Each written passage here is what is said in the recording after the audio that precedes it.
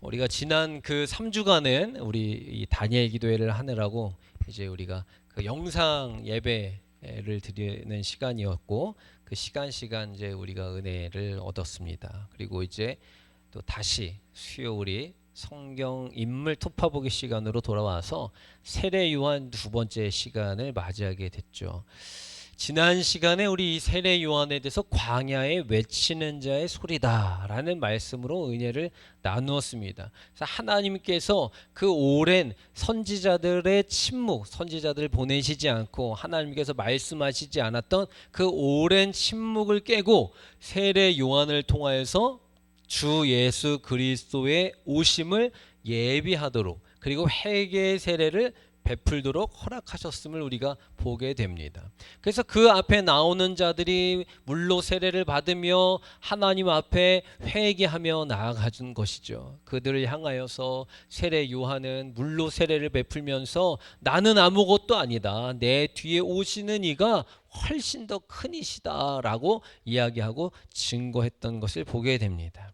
이 세례 요한은 하나님께서 이 이사야 선지자를 통해서 예언하신 그 말씀의 성취이지만, 또 오늘 보면 이 요한이 탄생할 때의 그 상황과 그 배경에 대해서 설명하고 있는 것을 보게 됩니다. 오늘 5절에 있는 말씀을 한번 다시 읽어 보겠습니다. 5절 배경입니다. 읽습니다.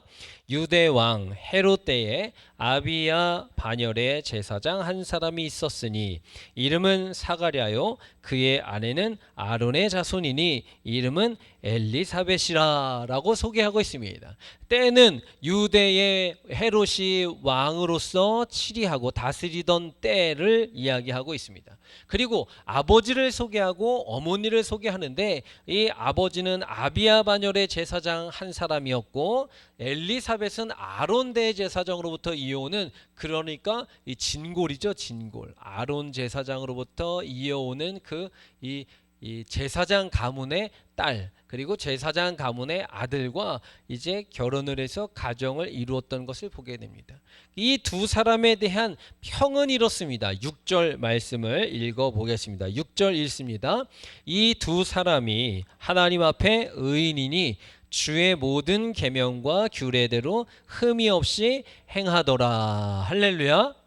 이 두 사람, 그러니까 이 엘리사벳과 아버지 사가랴, 이 두 사람에 대한 평가는 하나님 앞에 어떻다? 의인된 삶을 살았다라는 것입니다. 이때 당시에 많은 사람들이 세상의 기준과 지식, 지혜의 방법을 따라서 살아갔던 그 시대에 오직 이 두 사람, 오직은 아니죠, 이 두 사람 엘리사벳과 사가랴는 하나님 앞에 의로웠던 사람이었던 것을 보게 됩니다. 우리는 이 비슷한 말씀을 창세기에서도 보게 되죠. 하나님께서 그 노아를 그 당대의 의인으로 삼아주셔서 그 의인된 노아 이 한 사람으로 인하여서 인류의 그 심판 가운데서 구원의 방주를 허락하셨고, 그 구원의 방주에 올라타는 생명들은 다 살도록 허락하셨던 그 사건. 하나님께서는 그러니까 의인을 찾으시는데, 하나님께서는 하나님의 기준에 의인된 그 사람을 찾으시고 그 사람을 통해서 구원의 역사를 이루어 가시는 것을 보게 된다라는 것입니다. 왜 이들이 하나님 앞에 의롭다라는 평을 받았을까요? 한번 따라 할까요? 주의 모든 계명, 주님의 규례대로 흠이 없었다. 할렐루야. 저는 소망하기는 오늘 오전 시간에 낮 예배 오신 분들에게도 도전을 했지만, 특별히 또 저녁 예배 오신 여러분들에게도 동일하게 여러분들이 소망하기는 여러분들이 하나님 보시기에 의롭고 그리고 흠이 없고 완전하게 말씀 위에 서 계시기를 주의 이름으로 축복합니다. 이렇게 완벽해 보이는 이 두 사람에게도 문제가 있었어요. 연약함, 가슴 아픈 부분이 있었습니다. 7절의 소개의 말씀입니다. 읽어봅니다. 7절, 엘리사벳이 잉태를 못함으로 그들에게 자식이 없고 두 사람의 나이가 많더라 라고 소개하고 있습니다. 엘리사벳, 그러니까 세례 요한의 어머니 됐던 사가랴의 부인인 이 엘리사벳이 나이가 많았는데 아이가 아직 없는 것입니다. 우리 주변에 보면 이러한 이 고통 가운데 있는 사람들이 의외로 참 많아요. 하나님께서 그 특별한 계획과 뜻하심 속에서 늦게 주시기도 하고 또는 또 안 주시기도 하고 다른 것을 열어주시기도 하고 그렇지만 어쨌든 지금 이 시대는 지금 이 엘리사벳이 살던 그 시대는 이 아이를 오래도록 갖지 못하는 것을 참 죄스럽게 여겼던 그런 시대가 아니겠어요? 그리고 이럴 수 있습니다. 야, 하나님 앞에서 그렇게 제사장이면 뭐하냐? 너가 그 아론 제사장의 후예면 뭐하냐? 이제 너희 자녀도 없는데 이렇게 조롱하고 비난하는 그런 이야기들은 듣지 못했을까요? 예나 지금이나 사람 사는 사이는 똑같습니다. 수근수근 거림이 있었을 것이고 뒤에서 흉도 봤을 것이고 손가락질도 당했을지도 모릅니다.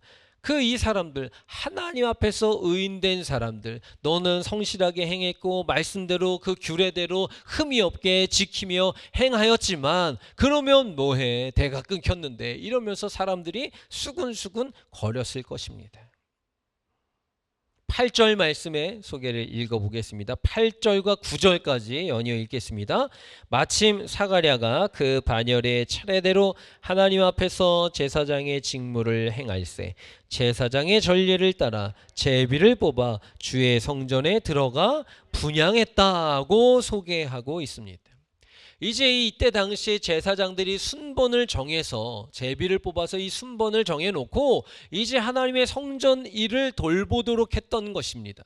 어느 정도의 기간을 정해놓고 누구는 언제부터 언제까지 누구는 언제부터 언제까지 이것을 이제 제비를 뽑아서 결정을 내려놓은 상태에 있는데 마침 사가랴가 그 순차대로 그 순서대로 이제 하나님 앞에서 본인의 이 직함이 제사장이니까 제사장의 임무를 감당하기 위해서 성전에 다 들어가게 된 것입니다. 들어가서 분향을 하게 된 것이죠. 여기서 향을 피우고 여기서 좀 뭐 이런 것들을 다 돌보고 뭐 어디에 뭐 제자리에 있는지 이런 것들을 다 살피면서 제사장으로서 그 업무를 임무를 다 수행하고 있을 때였습니다. 분향을 하고 나서 백성들은 그 시간에 기도하고 있는 그 시간에 이 사가랴 선지자의 제사장에게 이 사가랴에게 신비스러운 일이 닥쳐옵니다. 오늘 말씀 11절입니다. 11절 말씀 읽습니다. 주의 사자가 그에게 나타나 향단 우편에 선지라. 어느 때와 같이 자기의 순번에 따라서 향을 피우고 그리고 정돈을 하고 그 안에 이 성소에서 행해야 될 제사장으로서의 일들을 그 성전 안에서 행하고 있는데 분향을 하고 나서 봤더니 주의 사자 즉 천사가 나타나게 된 것입니다. 천사의 모습을 봤다라는 거예요. 여러분 천사 하니까 굉장히 아름답고 뭐 이렇게 머리 위에 동그란 것 이거 도너츠 하나 달고 있고 이 날개를 이렇게 펄럭거리면서 뭐 이렇게 있는 것으로 생각할 수 있죠. 뭐 그와 같은 천사도 있을 수 있겠죠. 그러나 대다수의 이 천사를 보고 성서를 보면 사람들의 반응이 거의 다 비슷합니다. 오늘 이 사가랴도 이러한 반응이었어요. 12절 읽어봅니다. 12절입니다. 시작. 사가랴가 보고 놀라며 무서워했다는 것입니다. 무서워했다는 거예요. 이 천사의 모습을 보고 성경에도 보면 야 내가 이제 죽게 되었구나 내가 이제 큰일 났구나 내가 하나님의 존엄을 받구나 내가 하나님의 얼굴을 보았구나 나는 이제 살지 못하겠구나 라고 많은 사람들이 대부분 이 천사를 목격하고 나면 대부분 이와 같은 반응 무서워했다는 거예요. 두려워했다는 것입니다. 놀랐다는 것입니다. 그런데 천사를 보기를 원하십니까? 별로 아멘을 안 해요. 무서워서 싫은 거예요 지금. 네. 천사를 보기를 원하십니까 여러분? 하나님의 말씀을 전하기 위해서 온 그 천사만인 거예요. 오늘 가브리엘 천사와 같은 천사 말하는 것이죠. 이 사가랴 선지자가 만난 이 천사 물론 깜짝 놀래죠. 당연히 이 형상이 어떻다라고 여기에 표현이 되어져 있지는 않지만 보고 무서웠고 놀랄 정도였다라는 것입니다. 그런데 이렇게 놀라서 무서워하고 있는 이 사가랴를 향하여서 이 천사가 이와 같이 이야기를 하죠. 13절 말씀입니다. 13절 읽습니다. 천사가 그에게 이르되 사가랴여 무서워하지 말라. 너의 간구함이 들린지라. 내 아내 엘리사벳이 내게 아들을 낳아주리니 그 이름을 요한이라 하라. 너도 이 상황에 대해서 기뻐해야 된다, 즐거워해야 된다. 많은 사람도 그의 이 요한이라는 아들의 태어남을 모두가 기뻐할 것이다 라고 이야기를 해줍니다. 이 천사의 모습을 보고 놀라서 무서워서 떨고 있는 사가랴를 향하여서 이 천사는 지금 이 말을 전하는 것이죠. 좋은 일입니까? 좋은 일입니까? 좋은 일이죠, 그죠? 아니 하면 여러분들이 대답을 해보세요. 좋은 일이에요, 좋은 일이에요? 엄청 좋은 일이죠. 좋은 일이죠, 좋은 일이죠. 아들이 없었다니까요. 늙을 때까지 나이가 많은데 지금 아들이 없습니다. 여기저기서 수군수군 이런 수모도 다 겪었어요. 그러면서 그럼에도 불구하고 이들의 신앙의 태도, 신실함에 있었습니다. 정직함에 있었어요. 성실함에 있었다고요. 그들에게 맡겨진 그 역할, 임무를 최선을 다해서 정직하게 성실하게 행했던 이 하나님 앞에 흠이 없고 의로운 자 되었던 이 사가랴와 엘리사벳에게 하나님께서 드디어 아들을 허락해 주시는 것이죠. 이 아들이 허락되어지는 이 기쁜 소식을 전하러 이 천사가 사가랴 앞에 나타나게 된 것입니다. 오늘 이 말씀을 통하여서 다시 앞에서부터 정리를 하면 아비야 반열에 있었던 성전 봉사자 이 사가랴, 자기 차례가 되었을 때 사가랴가 그 전례에 따라서 원래 했던 대로 그냥 자신의 임무를 수행했던 것입니다. 성소에 들어갔어요. 분향을 하는 봉사를 합니다. 이때 사가랴가 제사장 직무를 하는 동안에 얻을 수 있었던 많은 기회들이 앞에 있었을 것입니다. 그런데 자기 차례가 됐을 때 영광스럽게 또 기쁨으로 하나님의 성전을 또 이렇게 섬긴다라는 그 감격스러움으로 그 일들을 했어요. 이 사가랴는 누가 봐도 하나님을 사랑했던 사람 아니겠어요? 하나님을 사랑하는 마음으로 그 제사장의 직무를 잘 감당했다라는 것입니다.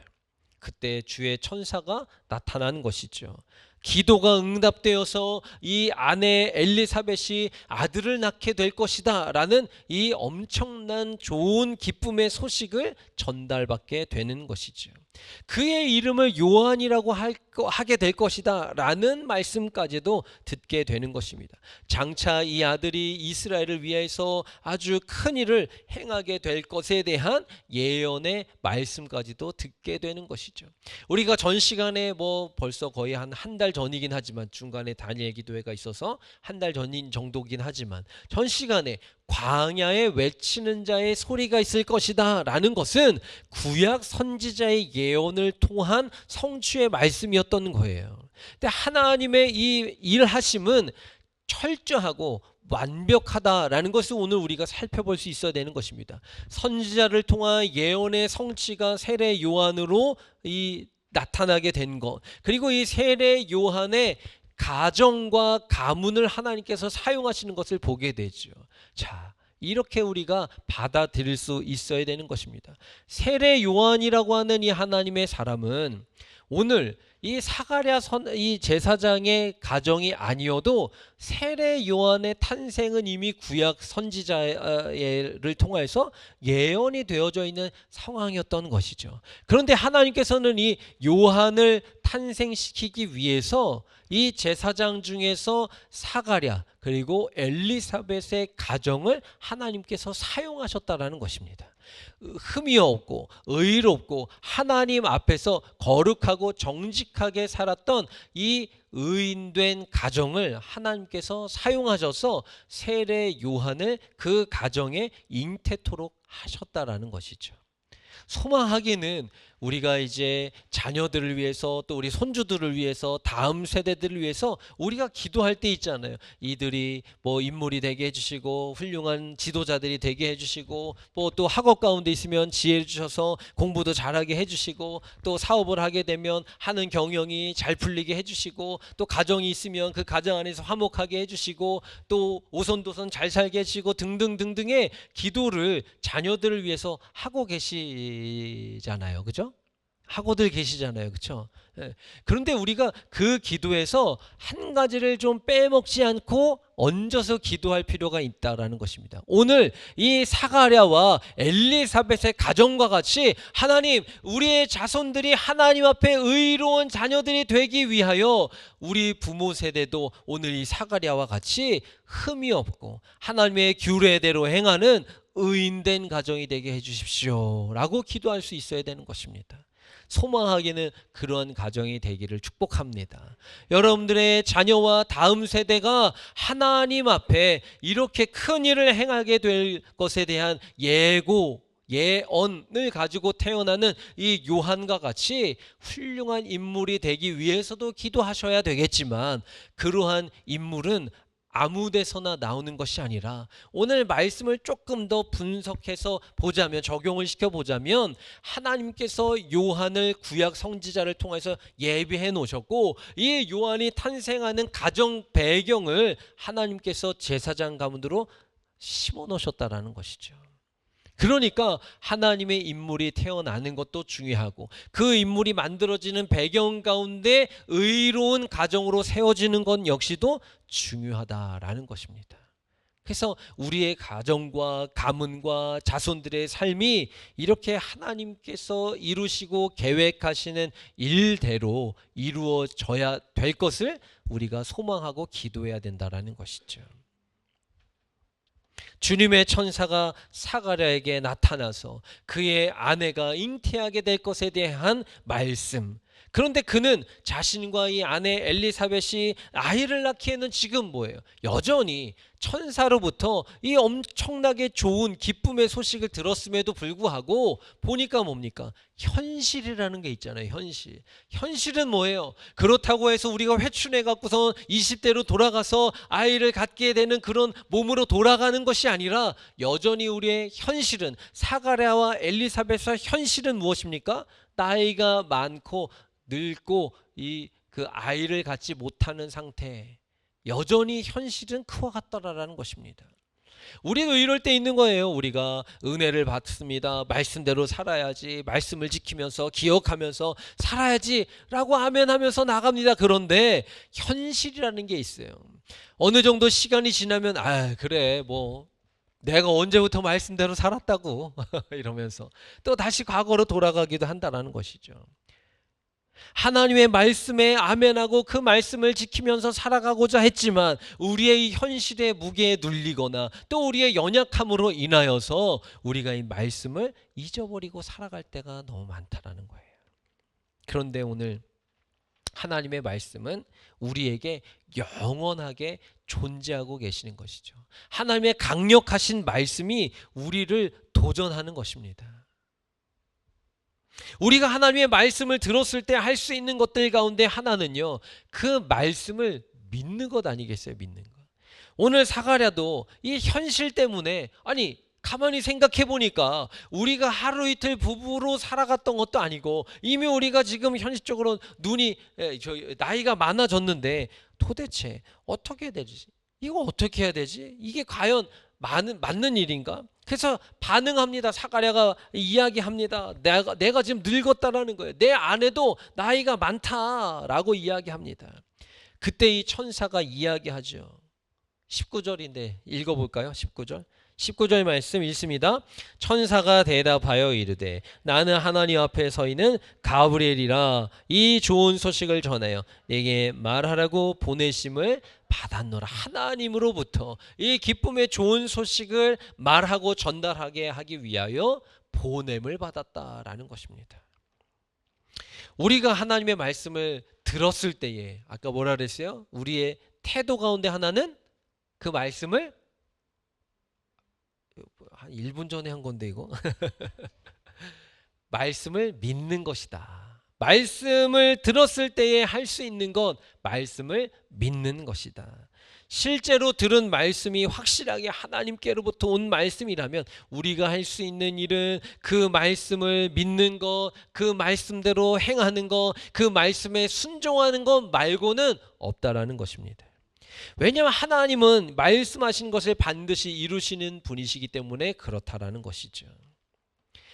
하나님의 말씀은요, 언제나 믿음의 사람들의 이 보장이 된다는 것을 기억하십시오. 안타깝게도 이 사가랴는 하나님께서 천사를 통하여서 주시는 이 말씀을 들었음에도 불구하고 이 현실 환경으로 인하여서 그 말씀을 온전히 믿지 못했던 것을 보게 돼요. 하나님께서 말씀해 주셨음에도 불구하고 자신의 연약함이나 또는 환경으로 인하여서 그 말씀을 믿지 못한다면 그것은요, 불신앙인 거예요. 불신앙. 일단 알겠는데요. 그 말씀은 좋은데요. 그런데 어떻게 합니까? 내가 어떻게 합니까? 라고 하는 것, 이것은요, 불신앙이라는 거예요. 자꾸만 가려서 이거는 순종할 만하고 이거는 순종이 도저히 불가능하고 이걸 가려서 자꾸 골라 먹으려고 그런다라는 것이죠.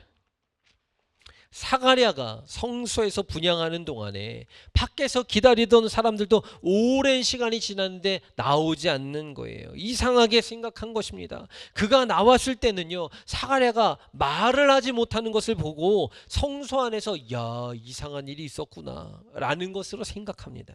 여기에 지금 사가랴에게 일어난 이 일을 목격했던 백성들은요, 하나님의 이 계시에 대한 증인으로서 중요한 역할을 하게 되는 것 아니겠어요? 그들은 성소에서 사가랴에게 지금 어떤 일이 일어났다라는 이 사실에 대해서 증거해주는 사람들이었습니다.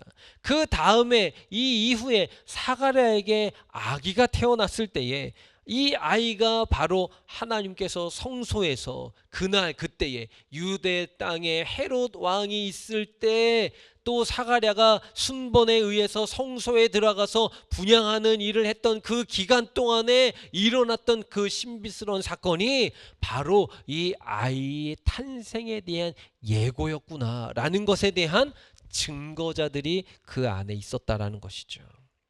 사가랴는요, 아이가 태어날 때까지 말을 하지 못하죠. 이것은 그 천사가 권해준 말을 믿지 못함으로 인한 것이었습니다. 그러나 이것은 백성들에게 성전에서 사가랴에게 일어난 그 일에 대한 표적이 되었던 것이죠.